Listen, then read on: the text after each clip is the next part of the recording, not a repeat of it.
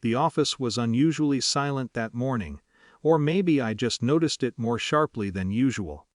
The hum of fluorescent lights, the muted clicks of keyboards, and the faint rustle of papers all seemed to shrink around me as I sat at my desk. She appeared then, the director, sliding in with a precision that made the air feel heavier. I didn't look up immediately. I let her presence register, felt it settle in the corners of the room, touching every co-worker's shoulder as they sensed the coming scene. "You're dead weight," she said, flat and deliberate, eyes scanning the faces around us.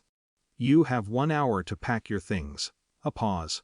Not a question, not a suggestion. Just that, 1 hour. The smirk she wore was patient, almost predatory, as if she'd been waiting for this moment to watch my defeat unfold. I stayed seated. My hands rested lightly on the desk, but my mind was moving faster than my fingers ever could. She thought she understood the situation. She thought she held the strings. She didn't see that I already knew the architecture of the office, the dependencies embedded in every workflow, the quiet ways in which the staff relied on me to keep the whole operation balanced. I began to pack slowly, deliberately. Each item I touched, files, folders, personal mementos, was cataloged in my mind, not just for retrieval, but as a measure of the gap between her perception and reality. Every glance she cast at me, every tilt of her head, was noted, filed, weighed. My colleagues looked on from the periphery. Some avoided eye contact, hiding discomfort, some offered tentative, unhelpful smiles, a few whispered, clearly unsure how far to involve themselves. The room's atmosphere was tense, but beneath the surface, currents of observation and assumption flowed unnoticed by her. As I gathered papers, memories rose in fragments. The late nights she never acknowledged, the proposals I'd rescued from near failure, the quiet interventions that had kept the company from stumbling more than once.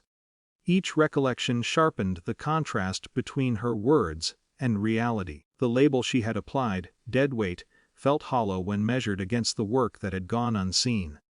Time contracted. 45 minutes in. She paced behind my shoulder, her eyes flicking to my movements, perhaps expecting tears, a stammer, a visible collapse. I did not comply. Instead, I let her watch, absorbing her anticipation, letting the tension settle in her rather than in me. Silence became my armor. Each folded paper, each item placed carefully in a box, was a measured act of control. Then, a thought surfaced that had been quietly forming all morning. The dependencies she had ignored, the authority she assumed she wielded without challenge. Every decision, every system she thought was hers alone to manage, in fact relied on me more than she realized. And tomorrow would make that visible. But I would not rush. There was power in restraint. The hour passed in this strange rhythm: the packing, the memories, the observation, and the strategic calculations. When the minute hand ticked toward the deadline, she leaned in, anticipating some show of weakness.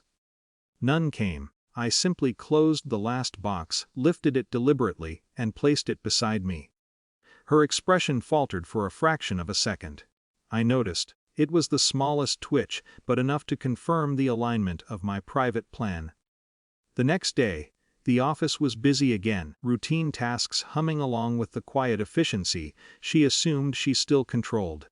I arrived early, as always, but this time with a calm certainty that had been absent in her view. A series of procedural disclosures unfolded that morning, legal, operational, unavoidable, making clear that ownership and decision-making authority rested where it had always truly been. She had anticipated confrontation. She found structured, unassailable reality instead. Her reaction was visible but controlled: a tightening of the jaw, a shift in stance, a look that measured her underestimation.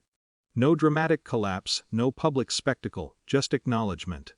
Quiet, professional, undeniable. The power shift was real, but it required no theatrics. The office moved around her as if nothing had changed. Colleagues carried on with tasks, some glances sharper, some nods more considerate, but no one required explanation. The shift was absorbed into the rhythm of the workday, subtle yet concrete. For me, the outcome was simple dignity maintained, competence reaffirmed, influence quietly reinforced. I did not celebrate. There was no applause or gloating. The satisfaction existed only in the knowledge that control had realigned, that restraint had carried its own weight, and that authority could be exercised without spectacle or cruelty. Later, in the solitude of my office, I reflected on the morning's events. Humiliation, as she had intended it, had been transformed not into revenge but into calm empowerment. There was a lesson, though unspoken. Perception is fragile, authority is assumed but can be measured and tested, and true power often rests in subtlety rather than display. Even as the day wore on, some tension lingered in the office, like a faint shadow. It was not a show of dominance, it was acknowledgement of an equilibrium quietly restored. Relationships remained complex, trust still delicate, but clarity had been introduced into the structure she had attempted to distort.